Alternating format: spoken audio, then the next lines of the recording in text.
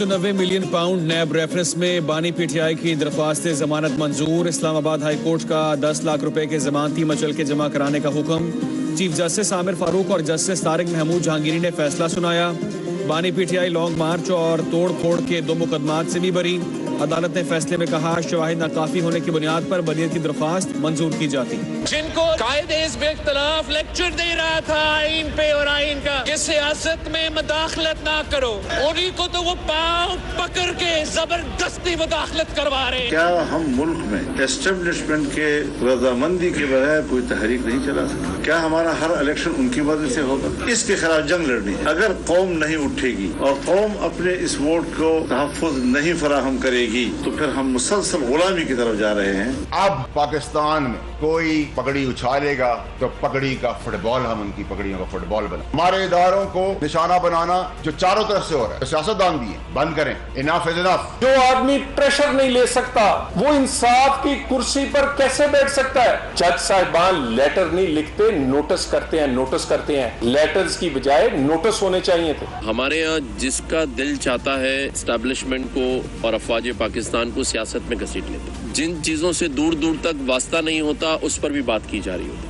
तमाम जुडिशरी एक तरफ खड़ी है। आप किसी जज का नाम ले लीजिए, उसका स्टांस देखिए, पब्लिक डोमेन में हो या अदरवाइज हो, वो कहते हैं कि जी ये इन्वेस्टिगेशन होनी चाहिए। चीफ जस्टिस ऑफ पाकिस्तान उसकी राह में एक दीवार बन के हायल है। ये जो चीफ जस्टिस ऑफ पाकिस्तान और chief election commissioner of Pakistan है, they make the twin menace that Pakistan is today faced with. Pakistan के आइन, कानून और इखलाकियात की धज्जियां उड़ा रहे हैं ऑन ए डेली बेसिस। अस्सलाम वालेकुम, आप देख रहे हैं ब्रेकिंग बैरियर्स में मोहम्मद मालिक। ग्लव्स आर ऑफ अंग्रेजी में कहते हैं। कुछ दिन पहले अगर किसी को कुछ शक था, किसी किस्म का शाइबा था, तो वो आज ख़त्म हो गया। पिछले 48 घंटे में जो हो रहा है क्लियर नज़र आ रहा है कि अब जजेस एक साइड पे हैं और उनकी फिर आगे उनकी दोनों तरफ से एडवर्सिटी हो रही है। अगर चीफ जस्टिस हैं तो वो उनकी नेगेटिव लिस्ट में है पीटीआई की, जो दूसरे जजेस हैं वो शायद इस्टेब्लिशमेंट और गवर्नमेंट की नेगेटिव लिस्ट में है। और वो हमने देखा आज क्या हुआ। आज जब बेल हो गई, वो तो लेट हुई अलकादर ट्रस्ट में, वो बड़ा इम्पॉर्टेंट एक बेल मिली है इमरान खान को, बिकॉज ये काफ़ी बड़ा केस था और ख़ास तौर पे ये भी केस जो ट्रायल कोर्ट में है तकरीबन ख़त्म होने वाला है।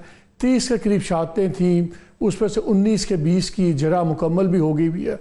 और प्रोसिक्यूशन का यही स्टांस था कि जी केस ख़त्म होने वाला है तो आप कोर्ट को डायरेक्ट करें, ट्रायल कोर्ट को, कि वो मुकदमे को जल्दी करें बजाय इसके कि बेल दें।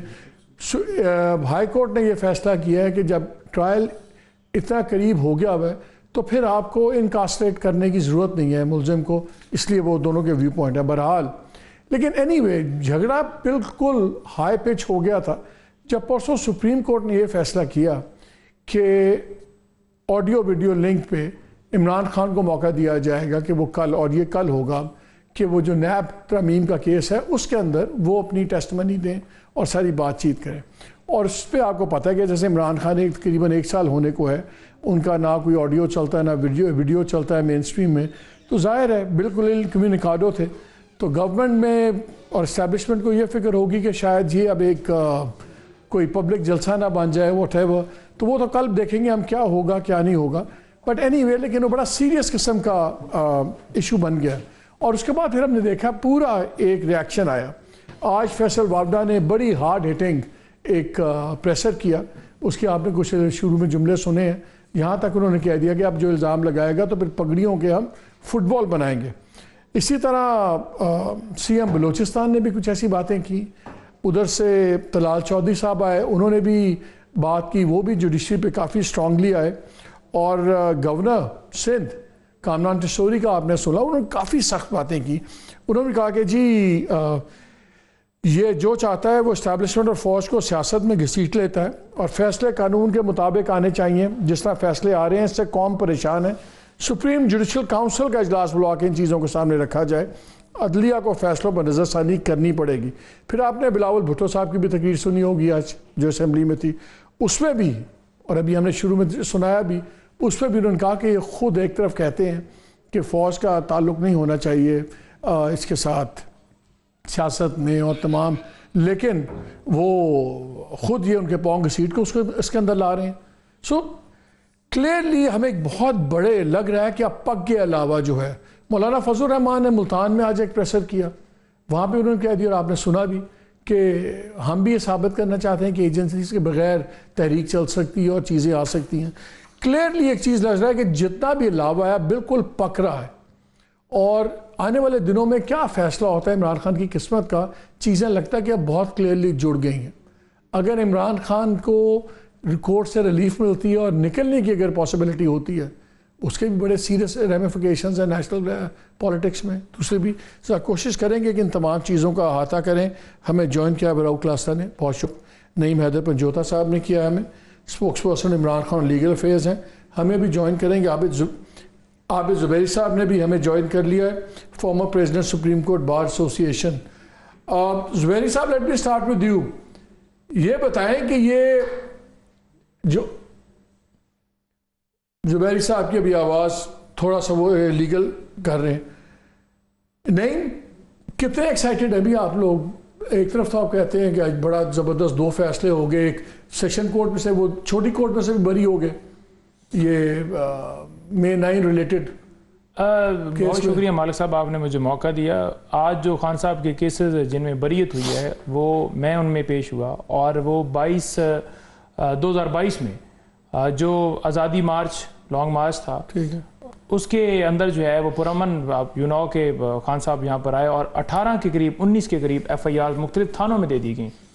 2 साल बाद आकर अदालत में जब प्रोसिक्यूशन नाकाम हुई कि कोई शवाहिद नहीं है, कोई एविडेंस नहीं है, कोई ये बनता ही नहीं है जुर्म, उसके बाद बरी हुए हैं। तो यहाँ पर सवाल पैदा होता है कि फिर ये झूठे मुकदमात क्यों बनाए गए, और झूठे मुकदमात बनाने का क्या मकसद था? नहीं, क्या वो तो ठीक है, वो तो मकसद वो आपके ज़माने में दूसरों पे ही बनते थे, इनके ज़माने में आप पे बन रहे हैं। ये एक हिसाब किताब चलता रहता है। नहीं देखें, हिसाब किताब की मुझे पहले लीगल का समझा दें ऑडियंस के लिए। आप जो है साइफर केस आज नहीं लगा जी, साइफर केस जी, उसको आज लिस्ट से कैंसिल कर दिया गया, और तोशा खाना का एक चौथा केस स्टार्ट किया गया है।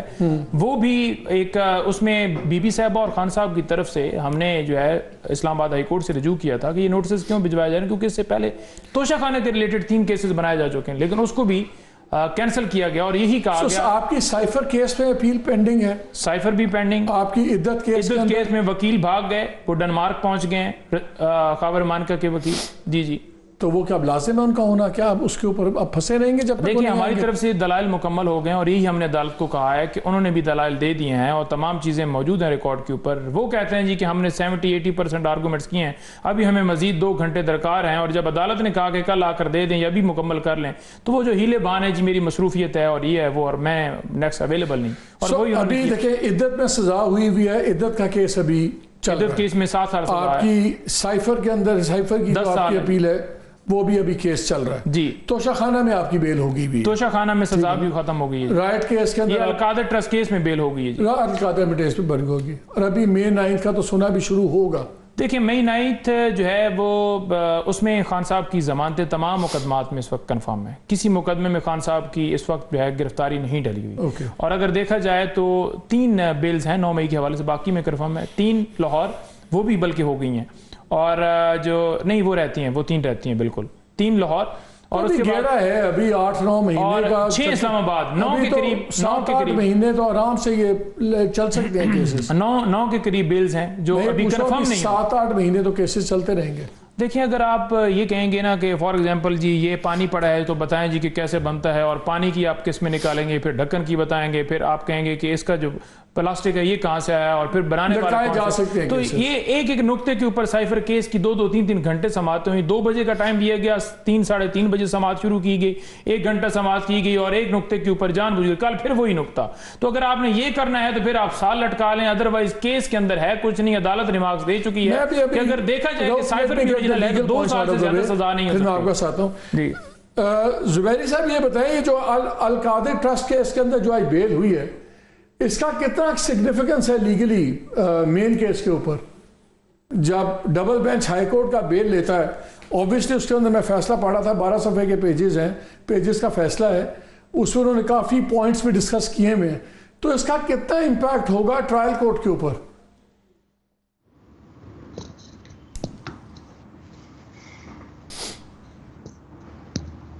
जुबैर साहब, कैन यू हियर मी? जी आवाज आ रही है, सवाल फिर से दोहराइएगा प्लीज। मैं ये कह रहा हूँ, ये जो आज बेल हुई है इमरान खान साहब की अलकादर ट्रस्ट केस में, ये कोई 12 सफ़ों का फैसला आया है जिसमें काफी पॉइंट्स डिस्कस किए हैं जजेस ने। तो जब डबल बेंच हाई कोर्ट का इतना डिटेल्ड फैसला देता है एक बेल केस में, तो उसका कितना इम्पैक्ट होगा अब ट्रायल कोर्ट के ऊपर? हाँ, बिस्मिल्लाहिर्रहमानिर्रहीम। देखिए 12 बेंच का फैसला कोई इतना बड़ा फैसला नहीं है, उससे बड़े बड़े फैसले आते हैं क्योंकि बेल में सिर्फ टेंटेटिव असेसमेंट होती है और जज हमेशा आप ऑर्डर आपके पास, मैंने ऑर्डर देखा नहीं, आपके पास होगा, आप देखिए लिखेगा this are tentative findings, it will not affect. Trial पे उसका अफेक्ट कोई नहीं होता। ट्रायल तो नेचुरली बेस्ड होता है शहादतों के ऊपर, वो शहादतें रिकॉर्ड होगी। अब अपील जब ये तो खैर बेल, इसमें तो अभी ट्रायल हुआ ही नहीं है तो उस पर असर नहीं होता, खुद जज लिख देते हैं, डिवीजन बेंच होती है, उनका फैसला है, वो लिख देंगे कि ये इस पे जो मेरिट्स पे कोई इस बात का असर नहीं होगा क्योंकि ये टेंटिव असेसमेंट होती है। उन्होंने केस देखा होगा कि फर्दर इंक्वायरी का केस है, अभी प्रोसिक्यूशन के पास इतनी एविडेंस नहीं है जो वो कनेक्ट कर सके एक्यूज्ड को विद द ऑफेंस, तो इसलिए वो कोर्ट बेल दे देती है सिचुएशन में और डिपेंड करता है कि सजा। अच्छा मुझे बताएं, आप ये बताएं कि अब जजेस का क्या होगा? पीटीआई वाले चीफ जस्टिस नहीं चाहिए, बाकी लोगों को दूसरे जज नहीं चाहिए, तो फिर कौन से जज कहां से मुकदमे सुनेंगे?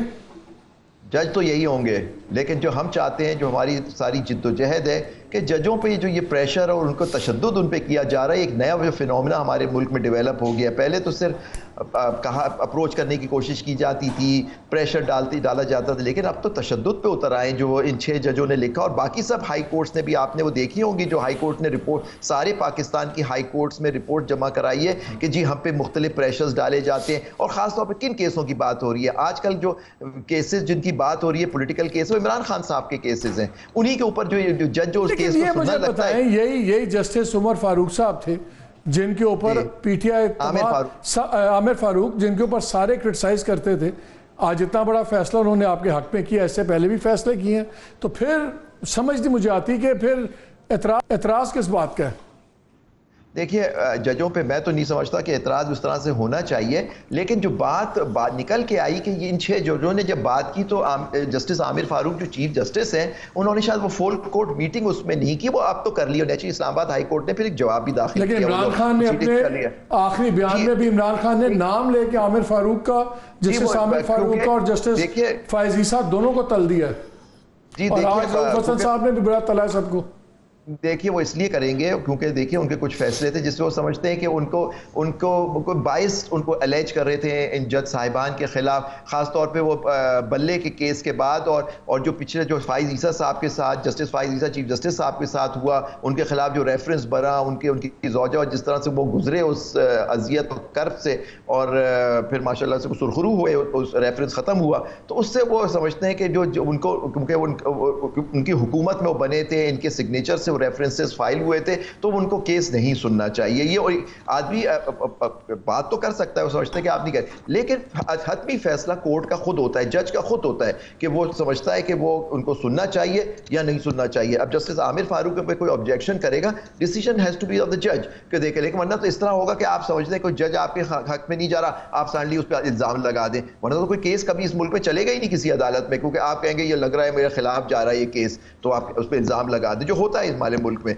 ये हर जज के साथ होता है, हर जुडिशरी के लोअर जुडिशरी में तो एप्लीकेशन दे दी जाती है हाई कोर्ट में, ट्रांसफर ऑफ केस फ्रॉम एक सिविल जज से दूसरे जज की, तो ये चीजें चलती रहती हैं, लेकिन इससे हमें ऊपर उठना पड़ेगा। अब आप समझते हैं जस्टिस आमिर फारूक नहीं आपको कर रहे तो इसका ये मतलब नहीं आज आपके हक में फैसला कर दिया, तो ये मैं समझता हूं कि जजों को इतना प्रेशर में ना लाया जाए कि उनके लिए, और लेकिन जजों को खुद भी देखना चाहिए कि देखिए ज़मीर आपका, मालिक साहब, मेरा और आपका अपना होता है। अगर आप समझते हैं आप इंसाफ के साथ फैसला कर सकते हैं तो फिर आपको इन चीजों की परवाह नहीं करनी चाहिए, कोई प्रेशर नहीं लेना चाहिए, प्रेशर उसी पे आता है। Let me gate drop into the debate also. तो ये तो टेक्निकल में चाह रहा था कि क्लियर हो जाए हम कहाँ खड़े हुए, लेकिन नजर अब ये आ रहा है कि हर किसी ने ग्लव्स उतार दिए। एस्टैब्लिशमेंट में कुछ दिन पहले DGI-SPR ने प्रेशर किया, उनका कोई गुफ्तगू नहीं हो रही, भाई May 9th हम करेंगे, देखेंगे इस पर। अगले दिन आर्मी चीफ साहब ने भी बयान दे दिया, एब्सोल्युटली नथिंग डूइंग। ठीक है, अब जजेस का हाल ये है, हर किसी के अपने फेवरेट जज है, कोई इसको नहीं मानता, कोई इसको नहीं मानता। So every side has problem with जजेस, सारे मामला हैं भी जजेस के सामने, लॉज नए बन रहे हैं, नई अथॉरिटीज़ बन रही हैं, मुझे तो लगता है कि हम बहुत ज़्यादा एक घुटन वाले माहौल की तरफ जा रहे हैं और बहुत कॉन्फ्लिक्ट वाले माहौल में जा रहे हैं। बिकॉज आज जो पूरी बैटरी निकली है बाहर, कामरान तसोरी, फैसल वावडा, सारे वो लोग या गवर्नमेंट के सिंपथाइजर्स हैं या दूसरी साइड के सिंपथाइजर्स हैं, तो message is very clear. Faisal Vawda क्या कह रहे थे? Enough is enough. मुझे लगता है हर किसी ने कह दिया इनफ इज़ इनफ। कहाँ जा रही है बात? क्या जेन्युइनली ख़तरा लग रहा है कि इमरान बाहर आ रहे हैं? मुझे तो नहीं लग रहा कि बाहर आ रहे हैं। बहुत शुक्रिया मालिक आपका। मैं साहब ज़रा हमारे दोस्त हैं, लीगल ब्रेन है, ये बेहतर जानते हैं आप और मैं, तो एक सियासी गुफ्तगू कर सकते हैं, सियासी इम्प्लीकेशंस। लेकिन 2-3 चीज़ें मैं जस्ट मैं कमेंट देना चाह रहा हूँ, दे में प्लीज़ करेक्ट मी। अभी बात हुई, जो कह रहे थे, जो आपने सवाल भी किया ज़मानत वाले केस में, तो अगर उन्होंने 12 पेजेस का दिया है इस तरह, मैंने अभी देखा नहीं, मैं अभी देखूँगा शो के बाद। आपको याद होगा यहाँ पे ये जस्टिस ये आसिफ सईद खोसा साहब थे, तो इस्लामाबाद हाई कोर्ट से एक ज़मानत ली गई थी, उसमें नवाज शरीफ साहब भी थे, मरियम साहबा भी थी, कैप्टन सफदर भी थे और दीगर थे। उस पर 42 पेजेस का एक नोट लिखा गया था। सही है। तो उस वक्त जजेस ने ज़मानत ली थी उन्होंने इन तीनों की, उस पर 2 पेजेस का नोट लिखा था इन्होंने, आसिफ सईद खोसा साहब ने, और आपके चीफ जस्टिस भी रहे, उन्होंने यही पॉइंट उठाया था जो आपने बात की है, वो पढ़ लें दोबारा। उन्होंने कहा भाई साहब आपने तो फैसला प्रेजुडिस करते हैं, आपने अगर 42 पेजेस लिखे हैं ज़मानत के केस में, तो ये तो फिर आपने फैसला दे दिया है। उसके बाद फिर वो ट्रायल कोर्ट क्या करेगा? आपने तो डिटरमिन कर दिया ये बला बला 1 2 3 4 4 ये 5 6 चीज़ें जो है ना गलत हैं, इन्हीं बयानों का हम फैसला दे रहे हैं। तो ज़मानत में जो हमारे दोस्त कह रहे थे, जुबैरी साहब बड़ा नाम है इनका इज्जत के साथ, कि इसका ट्रायल कोर्ट पे असर नहीं होगा, ये मैं और आप नहीं कह रहे, ये साबिक चीफ जस्टिस आसिफ सईद खोसा साहब लिख के गए हैं इनके, मरियम साहबा के, नवाज शरीफ साहब के, इनके केस में कि इम्पैक्ट होता है, असर होता है, नहीं करना चाहिए था इस तरीके के। तो क्या जुडिशरी ने उससे लेसन सीखा? क्या उसके बाद उन्होंने 1 लाइनर 2 लाइनर 3 लाइनर उन्होंने देने शुरू किए कि ये हार्ड केसेस थे, ये 1-2 रीजन थी, वकील लेकर और हमने इसको इसलिए ज़मानत दी है?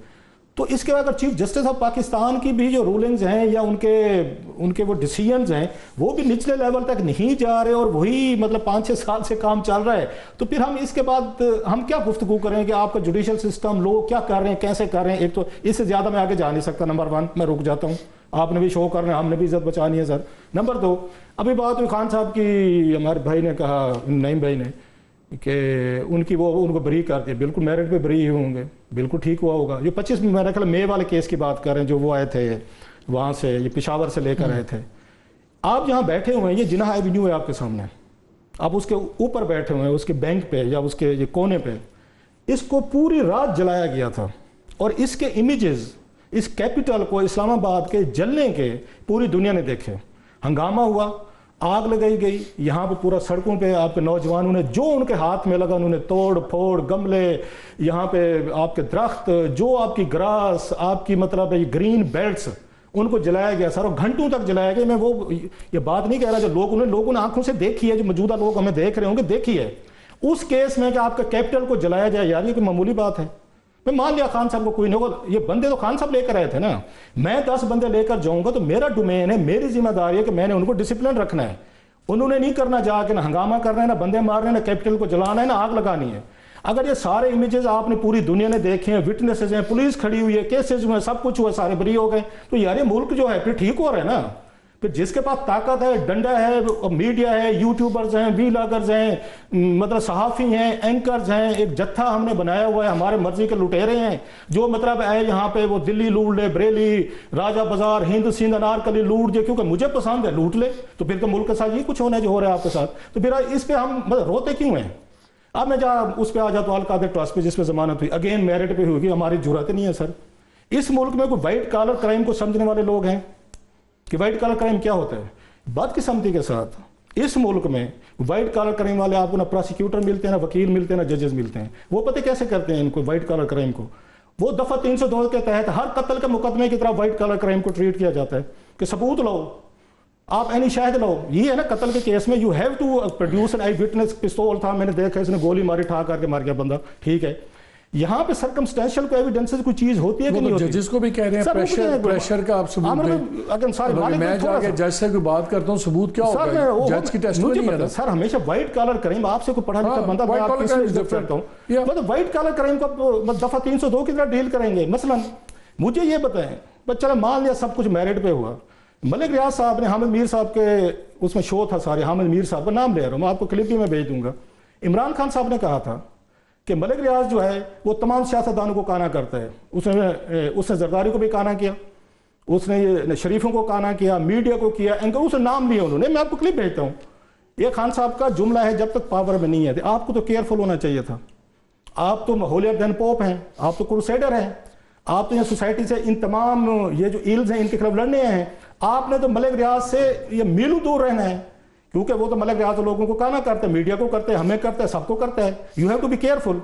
मुझे ये बताएं कि मुल्क का सिटिंग आपका प्राइम मिनिस्टर, उनकी सपोज वो एक उनकी ट्रस्ट के नाम पे जमीन ले रहे हैं, उनको 20-22 करोड़ रुपए का उनको वो तो भी ट्रायल चल रहा है। ट्रायल को मैं जा नहीं रहा, मेरी जरूरत ही नहीं है सर ट्रायल की तरफ जाने की। मैं कुछ और, क्योंकि मैं सियासी बात थोड़ी सी कर सकता हूँ एज ए जर्नलिस्ट के तौर पर, हम कुछ और सवाल उठा लेते हैं। वो तो मान लिया जी मेरिट पे फैसले हुए हैं सारे। मैं और कह रहा हूँ, क्या प्राइम मिनिस्टर ऑफ पाकिस्तान, जो दुनिया का कोई प्राइम मिनिस्टर हो, उसकी मिसेज हूँ, वो मलिक रियाज से इस तरह के डोनेशन उन्हें एक्सेप्ट करने चाहिए while sitting in the office of the prime minister of Pakistan? आप पे तो शक नहीं होना चाहिए। वो सीजर वाली जो बात थी कि Caesar wife should be above, उसके अगेन जो उन्होंने कहा था, शक उन पे नहीं होना चाहिए था। आपके मुल्क का प्राइम मिनिस्टर सर, ठहरें सर, उनके प्राइम मिनिस्टर की बेगम साहबा वो मलिक रियाज जैसे बंदे थे जिसके बारे में आप टीवी पे कह रहे हैं, हम मीर साहब के शो में कह रहे हैं कि जब लोगों को काना करते हैं। ये दुनिया में कोई फ्री लंचेस होते हैं? अच्छा मलिक रियाज साहब आप और मुझे दे देंगे इस तरह 20 करोड़ रुपया, वो हमें ट्रस्ट की 400, अच्छा मुझे ले दें, मैं टीवी पे कह रहा हूँ, मलिक रियाज साहब को कहें कि 400 कनाल जो है ना वो मेरा नाम ट्रांसफर कर दें, या मुझे 20 करोड़ दे दें और मुझे वहां पर खड़ी कर दें, यूनिवर्सिटी बना दें। उन्हें क्या मुझे बना देना, अगर वो इतने बड़े आपको बना दें, हमारे नईम भाई को बना दें, इनको जुबैरी मतलब हम चारों को दे दें, हम चारों उसका ट्रस्ट बना लेते, हमें दे दें। जहां पे कोई ना कोई फायदे होते हैं, नुकसानात होते हैं, चीजें होती हैं, लोग वहीं पे आपको पैसा देते हैं। वो तो ट्रायल में फैसला नहीं। You want to say something? मैं कहना चाहता हूं, जुबैरी साहब से एक सवाल पूछता हूं। जवाब दे, पॉइंट रेज किया। हर बंदे ने अपने अपने गिरोह बना लिए, जत्थे। चले आ गया, पॉइंट आ गया। अच्छा उस बार होते हैं सारे बैठ के मुल्क तबाह हो रहा है। देते कहां आमना को बुलाओ, फिर मैं जुबैरी साहब के पास जा रहा हूं। जी नहीं, देखिए अलकादर ट्रस्ट केस जो है उसके अंदर 30 गवाह जो हैं इस वक्त अपने बयानात कलमबंद करवा चुके हैं। 19 की जिरा 19 के ऊपर जिरा हो चुकी है। एक गवाह ने भी ये नहीं कहा कि इमरान खान साहब ने कोई फाइनेंशियल बेनिफिट लिया हो, बीबी साहब ने लिया हो, या हुकूमत को कोई नुकसान गया हो। पहली बात। दूसरी बात, जैसे पैसे आए अकाउंट के अंदर, सुप्रीम कोर्ट के अकाउंट के अंदर हुकूमत को ट्रांसफर हो गया। अब अलकादर ट्रस्ट जिसकी बात की जा रही है उसमें इमरान खान साहब ट्रस्टी हैं, जैसे नमल, जैसे शौकत खानम, और जैसे उनको बोर्ड चलाता है, तो यहां पर भी वो ट्रस्टी हैं। वो डीड पढ़ें जिसमें उनका कोई रोल नहीं है। आप कैसे कह सकते हैं कि एक बंदा प्रॉपर्टी नहीं दे सकता ट्रस्ट को, एक बंदा डोनेशन नहीं दे सकता शौकत खानम को? इमरान खान सबसे बड़े जो है डोनर थे जब शौकत खानम अस्पताल बना। डिस्कस नहीं कर रहा, ठीक है जी, वो हम डिस्कस करेंगे जब फैसला हो जाएगा, क्योंकि उसमें बड़ी बातें हैं कि जी कैबिनेट में क्यों इस तरह अप्रूव करवाया गया, बंद लिफाफे में क्यों करवाया गया, क्या उनके जो अकाउंटेबिलिटी जिन्होंने रकम फ्रीज की थी नेशनल क्राइम एजेंसी ने, उन्होंने उसको रिलीज किया, उसके बाद उनका एग्रीमेंट हुआ, कॉन्फिडेंशियल एग्रीमेंट था, और उसके मुताबिक एग्जीक्यूशन हुई। जजेस की मुदाखलत के ऊपर जरूर एक कमेंट लीजिए। जुबैरी साहब से एक सवाल करना चाहता हूं। जुबैरी साहब, ये जो इतनी ज्यादा टेंशन होगी, और आज जिस तरह कामरान टिसोरी साहब ने भी उड़ा के रखा हुआ था जजेस को कि जिस किस्म के फैसले हो रहे हैं, हम एक ट्रेंड देखते हैं। जब इमरान खान साहब की गवर्नमेंट थी तो तमाम फैसले मियां नवाज शरीफ एंड फैमिली के खिलाफ हो रहे थे। अब ये अंदर है, उनकी गवर्नमेंट है, तो तमाम फैसले इनके खिलाफ हो रहे थे। फिर एक पॉइंट आया जहां हमने देखा कि जजेस का शायद पुश बैक शुरू हो गया है टुवर्ड्स एस्टैब्लिशमेंट ऑन गवर्नमेंट। फिर हमने फैसले दूसरे रुख में होते देखे। ट्रेंड्स की मैं बात कर रहा हूँ, माइट बी टोटली रॉन्ग, लेकिन 3 ट्रेंड्स हमने देखे। 1, वो फिर हमने देखा इसी मुल्क में इमरान खान कि वो शीशे तोड़ रहे थे जब वो अपने बायोमेट्रिक्स करवाने गए हुए थे, और नवाज शरीफ साहब एयरपोर्ट पे लैंड करते हैं तो टीम वहाँ गई हुई थी उनके बायोमेट्रिक्स लेने। So how the winds change, वो तो हमें नज़र आता है। अब हमें नज़र ये आ रहा है कि शायद एक कॉन्फ्लिक्ट जो बढ़ गया है जुडिशरी के पार्ट्स का और बिटवीन एस्टैब्लिशमेंट एंड गवर्नमेंट, उसके बेनिफिशरी इमरान खान नज़र आ रहे हैं। शायद लीगल पॉइंट्स इतने स्ट्रॉन्ग ना चेंज हुए हों, लेकिन ये जो टसल चल रही है इसके बेनिफिशरी भी इमरान खान ज़्यादा हैं। क्या इस वक्त जुडिशरी और एग्जेक्टिव / एस्टैब्लिशमेंट के दरमियान में आपको टसल नज़र आ रही है, पुशबैक नज़र आ रहा है जुडिशरी का? देखिए, पहले तो मैं रऊफ साहब को बता दूं, जो फ्रेज था वो क्या है, seizures wife should be above suspicion. तो ये वो था जो तो ये रऊफ साहब करे थे, मैंने कब बता दूं आपको। तो वो देखिए, आप बिल्कुल कह रहे हैं, टसल तो हमेशा जुडिशरी की इस्टेब्लिशमेंट से रही है। हमारी तारीख आप उठा के देख लीजिए। कभी आप देखिए कुछ फैसले जब जुडिशरी कंप्लाइंट हो जाती है तो उनके हक में फैसले आ जाने उन पे हो जाता है, वो आपने फैसले हमारी तारीख का हिस्सा हैं। आप देखिए वो फैसले हुए जब वो इंडिपेंडेंट होना चाहती है जुडिशरी तो फिर वो फैसले एस्टेब्लिशमेंट के खिलाफ आते हैं। मेरा सवाल ये है कि इस वक्त जो फैसले हो रहे हैं क्या वो टसल की बेसिस पे हो रहे हैं कि पॉइंट्स ऑफ लॉ पे हो रहे हैं? नहीं, टसल की बेसिस पे नहीं हो रहे, क्योंकि देखिए जो इल्ज़ाम लगा था इस्टेब्लिशमेंट और इंटेलिजेंस एजेंसीज पे, वो उन्होंने कहा कि ये जो हाई कोर्ट में इस्लामाबाद हाई कोर्ट में इमरान खान साहब के कुछ केसेस थे या पॉलिटिकली मोटिवेटेड केसेस थे, जब उन जजों ने उसको फैसला करना लगा तो उस पर प्रेशर डाला गया, उन पर तशद्दुद डाला गया। बाकी हाई कोर्ट से जो जवाब दिया, क्योंकि मैं भी उस केस में हूँ जो पेंडिंग है सुओ मोटो सुप्रीम कोर्ट में, और ये नईम भी वहाँ आते रहते हैं, तो आप देखिए उनको सारे हाई कोर्ट्स ने कहा कि इस तरह हम पे pressure, even district judiciary Punjab ने भी अपने कमेंट्स जमा कराए उसके अंदर कि हमें किस हर तरह से इन्फ्लुएंस करने की कोशिश की जाती है। तो ये देखिए ये अब आप अपनी मर्जी के फैसले लेना चाहते हैं, अब वो उनकी हो सकता है वो जुडिशरी देखिए इंडिपेंडेंट आपकी जुडिशरी होगी तो वो आइन और कानून के हिसाब से शहादत को देख के फैक्ट्स को देख के फैसला करेगी, अगर नहीं करेगी तो आप देखें। मैं इसलिए पूछ रहा हूँ आपसे कि उस दिन जब बात हुई खान साहब को वीडियो लिंक पे लाने की, तो justice Athar Minallah started the debate, तो नजर आ रहा था कि chief justice was not in favour. उन्होंने यहाँ भी कहा कि हम यहाँ लीगल पॉइंट्स की बात है, कोई इंडिविजुअल की इशू की बात नहीं है। फिर ये भी कहा कि ये राइट कितनों हर साइल को मिलेगा या नहीं मिलेगा, उन बातों में भी वजन था। लेकिन उसको देखा यह जा रहा है कि जो वीडियो लिंक पे लाने का फैसला था ये एक्सेप्शनल कंसेशन दी है सुप्रीम कोर्ट के बेंच ने। Is it exceptional, is it normal? Because अगर ये एक्सेप्शनल, सवाल मेरा सुन लें, अगर ये एक्सेप्शनल नहीं है तो क्या मुस्तकबिल में जितने लोग प्लेंटिफ हैं केसेस में, क्या उन सबको सुप्रीम कोर्ट ये देगी, इंश्योर करेगी, या अगर नहीं करेगी तो फिर एक्सेप्शनल नहीं है तो क्या है? देखिए आप थोड़ा सा मालिक साहब समझिए। देखिए पहली बात है कि इमरान खान साहब इस केस में, इस अपील में अपेलेंट नहीं है, वो है रिस्पोंडेंट। अब फर्ज करें मैं आप रिस्पोंडेंट या मैं रिस्पोंडेंट हूँ, मैं वकील नहीं करता तो मेरा हक है कि कोर्ट के अंदर पेश हूँ। अब वो नेचुरली वो जेल के अंदर है, अब जेल के अंदर से वैसे तो कोर्ट ने ऑर्डर करना चाहिए था कि उनको हिरासत में कोर्ट में प्रोड्यूस किया जाए, उन्होंने वो ऑर्डर तो पास नहीं किया। उमन ये होता है केसों में कि आदमी अगर जेल में भी होता है खुद आर्ग्यू करना चाहिए। मैंने खुद पॉलिटिशियंस को देखा है, मैंने हफीज़ पीरजादा साहब को, मैं बहुत जूनियर वकील था, जब वो इनकारसरेटेड थे वो जेल से लाए जाते थे अपनी बेल आर्ग्यू करने, हाई कोर्ट ऑफ सिंध में मैंने खुद हफीज़ पीरजादा साहब को देखा। तो सर ये इस तरह की चीजें होती हैं। साथ समन क्यों किया और कमेंट दिया चीफ जस्टिस साहब ने कि उन्होंने कमेंट दिया कि जो लीगल टेक्निकल पॉइंट्स हैं वो ख्वाजा हारिस उसमें असिस्ट कर लेंगे। अगर इसका मतलब है फिर खान साहब अपना केस खुद नहीं लड़ रहे, फिर ख्वाजा हारिस लड़ेंगे। लेकिन नहीं, अब ये मुझे नहीं मालूम, ये नईम आपको बेहतर बता चुकेंगे जो बैठे हुए हैं कि उन्होंने वकील किया है ख्वाजा हारिस को, जरूरी नहीं है अपॉइंट करें। अब जस्टिस फाइज ईसा के केस में मुनीर मलिक साहब एंड टीम उनकी वकील थी, जब रिव्यू आया तो वो लोग नहीं आए। जस्टिस फाइज ईसा उनकी जोजा ने खुद आर्ग्यू किया वो केस, आपको याद होगा, इतनी पुरानी बात नहीं है। तो अब मुझे नहीं मालूम कि ख्वाजा हारिस साहब को इंगेज किया गया है नहीं, लेकिन एक पार्टी है, रिस्पोंडेंट है, आपने फेडरेशन ने और नैब ने अपील फाइल की है तो उसका उस पार्टी का हक है, वो बाद में मुड़ के कह सकता है मैं वकील करना चाहता हूँ। तो ये पॉइंट है कोर्ट में आना या वीडियो लिंक पे आ जाने से कोई आसमान नहीं गिर पड़ा। आपको इंसाफ करना है, वो पार्टी आपने उसको पार्टी बनाया, उनके नाम से वो रिस्पोंडेंट है, तो इमरान खान साहब का पूरा हक है, ओपन कोर्ट है, फेयर ट्रायल हमारा आर्टिकल 10 ये कहता है, तो उनका हक है, ये इसमें कोई ऐसी मजाक की बात नहीं है। Let me get the viewpoint of Chaudhry Aitzaz Ahsan sahab ने भी हमें ज्वाइन किया। अस्सलाम वालेकुम चौधरी जी। चौधरी साहब एक चीज बताएं, चौधरी साहब आवाज आ रही है आपको? जी आ रही है। आज रऊफ हसन साहब ने कहा है कि चीफ जस्टिस जो हैं ये पार्ट ऑफ द प्रॉब्लम उन्होंने उनको डिस्क्राइब किया है इस तरह, तो ये हट जाएं, साइड पे हो जाएं, ये तमाम जजेस के अगेंस्ट चलते हैं, अपनी मर्जी करने की कोशिश करते हैं। अच्छा ये रऊफ हसन साहब ने जो सेक्रेटरी इंफॉर्मेशन है पीटीआई के, अच्छा जो दूसरे जजेस, जो दूसरे ग्रुप है वो जजेस को पढ़ गया फैसल वावडा, दूसरे वो बाबर सतार एंड कंपनी, वो उनको रगड़ रहे हैं। सो किसी को चीफ जस्टिस पसंद नहीं है, किसी को दूसरे जजेस पसंद नहीं है। फिर जो ये वीडियो लिंक वाली बात हुई है कि सुप्रीम कोर्ट में इमरान खान को वीडियो लिंक पे सुनना है, उसमें भी बड़ी बहस शुरू हो गई है कि जी ये तो बड़ा एक्स्ट्रा प्रिविलेज दिया गया है Justice Athar Minallah and company ने।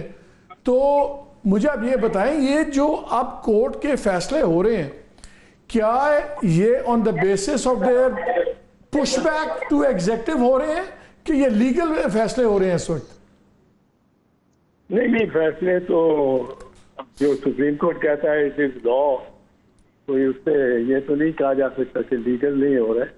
लेकिन ये है कि ये सहूलत पता नहीं खान के हक में जाएगी क्या उसके खिलाफ जाएगी in the presentation of the case. अब Khan will have to come up in front. क्या उसका कोई वकील होगा इसमें कि नहीं, he is going to be arguing his case by himself, और क्या उसका वकील जो है ये वीडियो लिंक में, तो will he be accompanied by lawyers in his prison premises जहाँ से वीडियो लिंक बन रहा होगा, और ही विल बी अलोन। ये तो अलोन हो सर, उसे सुप्रीम कोर्ट ने ख्वाजा हारिस साहब को बुलवा लिया है। ख्वाजा हारिस अर्लियर वकील थे, उनके अब तो नहीं थे, लेकिन ख्वाजा हारिस को उन्होंने बेंच ने बुलाया टू असिस्ट इमरान खान। अच्छा, ख्वाजा हारिस पहले वो इमरान के ही वकील थे जी। तो ये तो मुनासिब है, क्योंकि जस्ट हैविंग द पार्टी जो बगैर वकील के face the supreme court in person, वो तो एक इंतहा हो जाती। सर, बहस ये चल रही है, पब्लिक बहस अब ये शुरू हो गई है कि क्या ये प्रिविलेज सुप्रीम कोर्ट हर मुल्जिम को देगी जो जेल के अंदर हो, जो इमरान खान ना हो, जो नवाज शरीफ ना हो। इसलिए ये एक्सेप्शनल ट्रीटमेंट जो है ये इसलिए हो रही है क्योंकि इस वक्त पुशबैक है जुडिशरी का with executive slash establishment. Because अगर आज इमरान खान को आप दे रहे हैं तो कल मोहम्मद बूटे को भी मिलेगी, जो ऑब्वियसली नहीं मिलेगी। तो फिर इसलिए इस पे इतनी बहस चल रही है। ये तो अब जो प्रिविलेजेस मिलते हैं, मिसाल के तौर पे नवाज शरीफ को मिला, जो अनप्रेसिडेंटेड, सोचा भी नहीं जा सकता था कि एक कॉन्विक्ट को आप मुल्क से बाहर ही जाने की इजाजत दें, और 50 रुपए के बॉन्ड पे। ये किसी और को, मैं तब भी कहता था किसी और को नहीं मिलेगा, ये नवाज शरीफ को ही मिला है। और इस तरह के प्रिविलेजेस अगर देखा जाए तो इस लार्जर पैराए में कि एक चाहे लीडर है या लीडर नहीं है, उसको इस तरह विक्टिमाइज किया जाता है कि एक एटमॉस्फेयर ऑफ परसिक्यूशन बन जाती है, जो कि नवाज लीग ने भी बना ली थी। और एटमॉस्फेयर ऑफ परसिक्यूशन कि उसमें बेटी को भी गिरफ्तार किया जा रहा है बाप के सामने, और बाप को भी मुख्तलिफ तरीके से केसेस बना के। तो आप ये कह रहे हैं कि सुप्रीम कोर्ट कोर्ट रूम में जो फैसले ले रही है वो उन अवामिल को भी कंसिडर कर रही है जो उस कोर्ट रूम से बाहर है, not necessarily based on everything that is going inside the court room. जी जी, बिल्कुल बिल्कुल। अदालतें गाफिल तो नहीं रह सकती। लेकिन खासा कहीं हमला हुआ हो, आई हैव नेवर सेड कि अदालत वही सोचेगी जो कोर्ट रूम के अंदर उसके सामने आता है। अदालत एक लिविंग ऑर्गेनिज्म है। अदालत मुख्तलिफ जजेस मुख्तलिफ सोचते। चौधरी साहब, आप जैसे सीनियर लोग ही हमें हमेशा कहते थे, दूसरे जजेस भी हमें बताते थे ओवर द इयर्स कि लेट द हेवंस फॉल। अदालतों को उस चीज़ पे फैसला करने चाहिए जो कोर्ट रूम में उनके सामने हो। उनके फैसलों का बाहर क्या असर होगा, ना उनको उस बेसिस पे फैसला करना चाहिए, ना बाहर के हालात के बेसिस पे अंदर के फैसले करने चाहिए। फिर तो ये कोर्ट के लीगल फैसले ना हुए, फिर तो ये पूरे पॉलिटिकल फैसले हो गए। नहीं, पॉलिटिकल तो नहीं होते, but politics like so many other factors ये मैटर करते हैं जजमेंट्स में। लोग जजेस भी डेफ एंड डम नहीं है। बड़ी हैरत होती है जब चीफ जस्टिस काजी जैसा जीरक आदमी चीफ जस्टिस ऑफ पाकिस्तान कहता है कि मैं कभी अखबार नहीं देखता, कभी टेलीविजन नहीं देखता। ये मशहूर था। शफीउर रहमान एक जज थे सुप्रीम कोर्ट के, बड़े वीरक जज थे, बड़ी अच्छी जजमेंट और बड़ी बुरी जजमेंट भी उन्होंने दी है, पर वो लीड करते थे बेंच को अमूमन, जो अंटिल दी 80s वो सुप्रीम कोर्ट में थे। और ये मशहूर था चंद और जस्टिस कियानी के बारे में कि जस्टिस कियानी जब जज हुए और जब चीफ जस्टिस हुए, जो रुस्तम कियानी, जिन्होंने वो 1953 के राइट पे पूरी किताब लिखी थी, जो एक कियानी मुनीर कियानी रिपोर्ट के नाम से जानी जाती है, और वो कियानी साहब ने ज़्यादा लिखी थी। वो कहते थे कि वो गार्डनिंग शुरू हो गया, बस वो गार्डन में आप घर जाए तो कई दफ़ा चीफ जस्टिस क्यारी से निकलते थे रंबा पसरा हुआ हाथ में या बेलचा, और वो लगता था कि मुलाजिम उठ के आ रहा है। और वो ज़माने थे कि जब लोग कहते थे कि जजेस को अखबार भी नहीं पढ़ने चाहिए, और ये हमारे ज़माने में भी, हमारे मेरा ख्याल है उस ज़माने में अच्छे फैसले होते थे वैसे। नहीं, सारे अच्छे नहीं होते थे। मार्शल लॉ को उस जमाने में जब पहली दफा जवाब बख्शा गया, गवर्नर जनरल को असेंबली उड़ा देने का इख्तियार दिया गया, और बहुत बुरे फैसले थे उस जमाने के। इस जमाने के तो खतरे बहुत बेहतर है उस जमाने के। ठीक है चौधरी साहब, thank you very much for time. यहीं पे ब्रेक लेते हैं, लेकिन चौधरी साहब ने तो एक नई जस्टिफिकेशन निकाल दी है कि इसका मतलब जजेस अखबार भी पढ़ें, टीवी भी देखें, और उसके मुताबिक फिर अगर उन्होंने ये सोचते हैं कि क्या ओवरऑल अच्छा जा रहा है, फिर तो हम कोर्ट ऑफ लॉ से बाहर निकल गए, तो और इस मुल्क में क्या हो रहा तो फिर कैसे निज़ाम चलेगा? तुमने ठीक है ना, तो फिर यानी कि वो पट्टी खोल दें, वो जो स्टैचू के आंखों में बंदी होती है। It's a Wild West is free for all. इस पे बात करते हैं इस ब्रेक के बाद। जुबैरी साहब भी हैं, उनसे पूछते हैं, नईम से पूछते हैं। स्टे विद अस।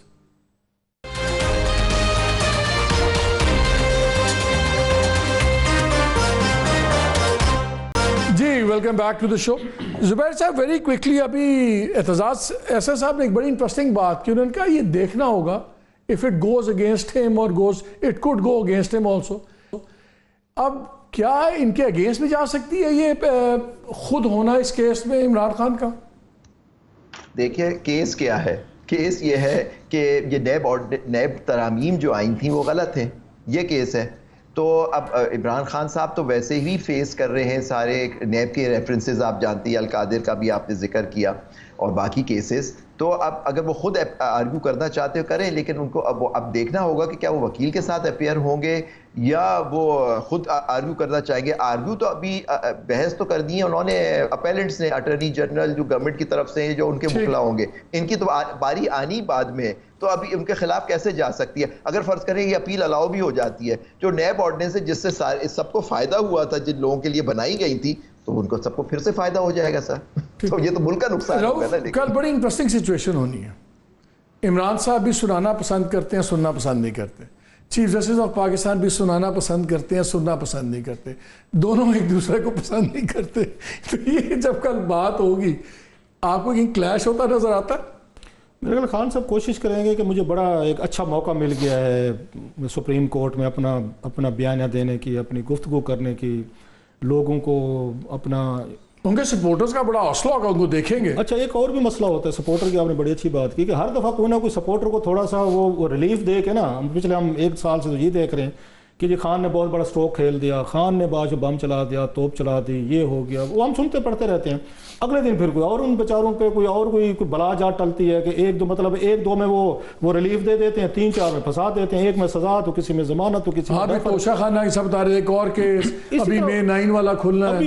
अच्छा कोई कह रहा था सिडिशन के, मैं देख रहा था कि वो भी शायद उनकी तरफ से जो IMF को लेटर, इस तरह की चीजें या उन्होंने बहर कोई अपने मज़ामीन वगैरह लिखे, उस पर भी वो मतलब कोई सोचा जा रहा है, रखना है किसी बाने। वही वाली बात है ना कि रोजाना की बुनियाद पर बेचारे ब्लड प्रेशर जो है ना, जो ये PTA के हमारे दोस्त, ये बताएं कल क्या क्लैश होगा कि नहीं होगा? अब ये खान साहब पे मेरा ख्याल ज़्यादा डिपेंड करता है कि वो इस चीज़ को कैसे देखते हैं कि उनको ये काजी साहब अगर उनको टोकते हैं, रेगुलेट करते हैं। ये बात आपने, मैं रात भी की, शाह खबर साहब हमारे साथ शो में थे, तो मैंने ये कहा, उन्होंने कहा जनाब कि ये काजी फैज़ ईसा साहब रेगुलेट कर लेंगे। तो मैं जनाब काजी साहब को रेगुलेट करने की आदत है, खान साहब को मैं मैवरिक है, he doesn't like to be disciplined and regulated. So there will be a sort of firework. कल ये मुकदमा चलेगा, बहस होगी, या खान साहब कोशिश करेंगे कि कौम से खिताब बन जाए जो उनको मौका मिलना? देखिए, खान साहब से हमने बात की थी कि सुप्रीम कोर्ट हेयरिंग है और उसमें आप जाना चाहते हैं, इस तरह से ऑर्डर हुआ है, तो उन्होंने कहा जी कि बिल्कुल मैं जाना चाहता हूँ और अपना मौक़िफ़ देना चाहता हूँ। दूसरे नंबर पर खान साहब की ऐसी तबीयत नहीं है कि अदालत के अंदर जाकर किसी जज के साथ उसकी बात टोकें या वहाँ पर कोई ऐसी बात करें या कोई जलसे वाला माहौल बनाएं, ऐसा नहीं उनकी तबीयत। वो हमेशा जिन अदालतों के अंदर हमारे साथ पेश होते रहे, तो हमने उन्हें बताया किस हद तक आप बात करें तो वो करते थे, और उन्हें मौका देना चाहिए ताकि वो अपनी हद तक जो वो बात करना चाहते हैं वो करें। और तो दूसरा साथ कौन होगा वहाँ पे, आप लोग में से कोई होगा? जी बिल्कुल जी, हम सारे वहाँ पर होंगे। और मैं ये देख रहा हूँ कि जैसे सिक्योरिटी का बहाना बनाया गया है ना, अडयाला जेल बड़ी सिक्योरिटी थ्रेट्स हैं, वकला की मुलाकात के ऊपर पाबंदी, आज अलकादर ट्रस्ट केस जो है आगे ये समाप्त कर दी गई। तो मैं ये भी देख रहा हूँ कि हो सकता है कि इंटरनेट की जो सहूलत है वो वहाँ पर इंटरनेट जो है वो बंद कर दें उस इलाके में। और पहले भी सुपरिटेंडेंट जेल की तरफ से ये आया था कोर्ट के अंदर कि जनाब नेट की सहूलत की वजह से सहूलत नहीं है, तो लिहाजा हम उनको वीडियो लिंक के जरिए पेश नहीं कर सकते। कैटेगोरिकली कहा, बल्कि उस दिन जब वो फैसला लिखवा रहे थे चीफ जस्टिस साहब, एक जज साहब की आवाज़ आई थी, मुझे नहीं पता कौन बोल रहे थे, तो उनकी आवाज़ आई कि अगर ये ना हुआ तो इसके कॉन्सिक्वेंसेज होंगे।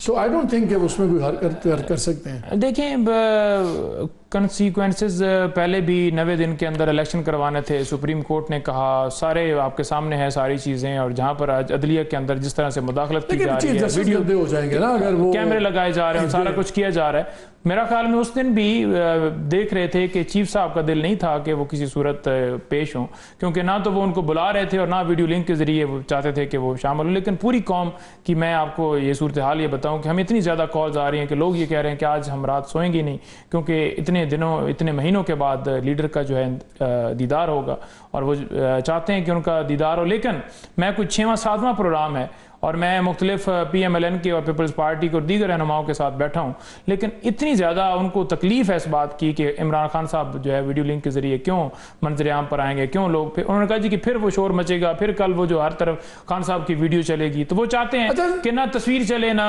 बयान चले। एक इंपॉर्टेंट बात वही मैं बात उसके पास भी लाना चाह रहा हूँ, लेकिन पहले आपसे ये जो भी बात की चौधरी एतजाज साहब ने, मैं for me it was a surprising thing. मैं तो स्कूल ऑफ थॉट से बिलीव करता हूँ कि जो कोर्ट रूम के अंदर है, लेट हेवंस फॉल, बाहर उस फैसले के जो मर्जी असरात हों, लेकिन चौधरी साहब की बात से तो लगता था कि जस्टिफाइड है कि कोर्ट अपने फैसले इस बेसिस पे टेलर करे या एक्शंस टेलर करे कि बाहर के ग्राउंड रियलिटीज़ क्या हैं, अंदर की क्या है।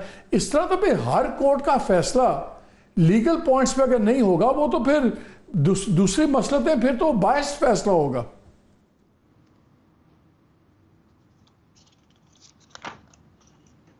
जुबैरी साहब जी, देखिए मैं देखिए एतजाज साहब बहुत बड़े और बड़े वकील हैं, मैं तो उनसे, लेकिन मैं अदब के साथ थोड़ा सा उनसे कहूँगा कि देखिए सही है, मैं आप सब लोग जजेस जो होते हैं इसी माशरे में रहते हैं, लेकिन जज जब फैसला करता है ना सर, वो आइन और कानून और जो डॉक्यूमेंट फैक्ट्स उसके सामने जो फैक्ट्स होते हैं उसको देख के फैसला करते हैं। अगर पब्लिक को की बात सुन के फैसला करना है तो फिर तो आपका पूरा जुडिशल सिस्टम कोलैप्स हो जाएगा।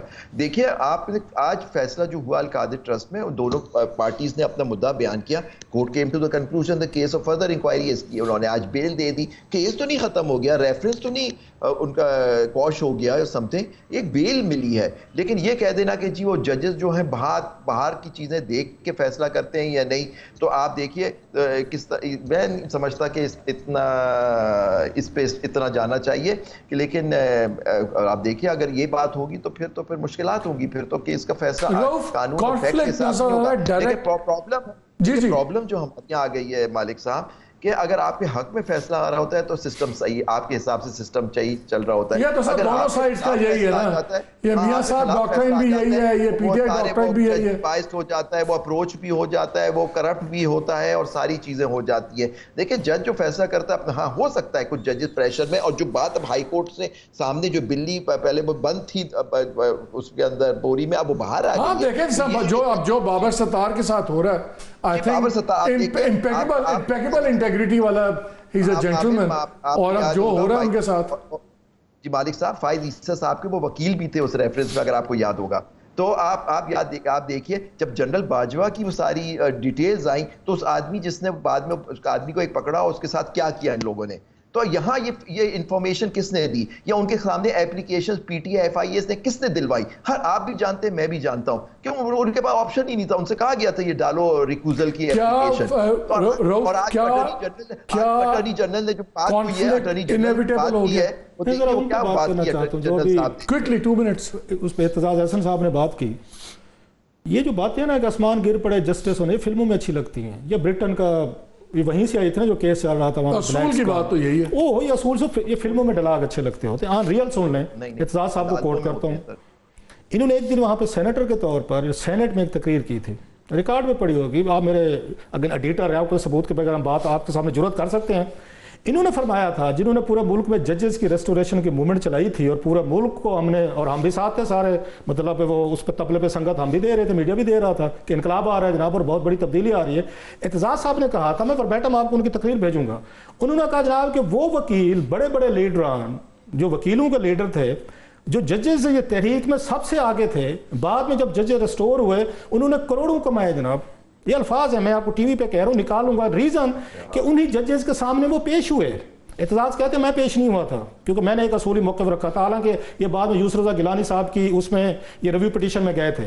तो जब आपका एक बड़ा लीडर एतजाज कॉन्फ्लिक्ट इनएविटेबल है जुडिशरी का और इंस्टीट्यूशंस का, मेरा ख्याल है आज वाली बात के बाद तो हो गया होगा। जब आपका एतजाज कह रहा हो कि वकीलों ने जिन्होंने बहाल करवाए थे उन्होंने उनके नाम पे पैसे बनाए, केसेस किए और यहाँ करोड़ों अरबपति बन गए, फिर हम किस चीज की बहस कर रहे हैं कि जज किससे होता है नहीं होता? आपने अपने अपने चैम्बर से बंदे लगवाते हैं, अपने अपने चैम्बर से वकील लगवाते हैं सारे, उसके बाद कहां से जुबैरी साहब ये अगले प्रोग्राम में पूछ लेंगे। सर जी अपने चैम्बर में वकील लगवा रहे हैं, जज लगवा लेते हैं सर। कौन लगवाता है ये नाम भी तो दे दें सर। एतजाज साहब से पूछ लेना हिम्मत करके, उनके वकीलों के नाम तो मैंने तो नहीं दिए सर, आप पूछ लेना एतजाज साहब को नाम बताएं। उन्होंने सुप्रीम कोर्ट के उन्होंने वहां पे खड़े होकर बात की हुई कौमी उसके सेनेट के फोरम पे कि जिन लोगों ने इनको रेस्टोर कराया, जजेस उन्होंने करोड़ों रुपए कमाए, उनके सामने फीस उन्होंने ली और उनसे पैसे लिए और उन क्लाइंट्स को पता होता था कि फलां फलां वकील है, इसको हायर करें और इनकी सुनी जाती है। ये एतजाज साहब कह रहे हैं, मैं तो नहीं कह रहा सर। अब नहीं हो रहा है।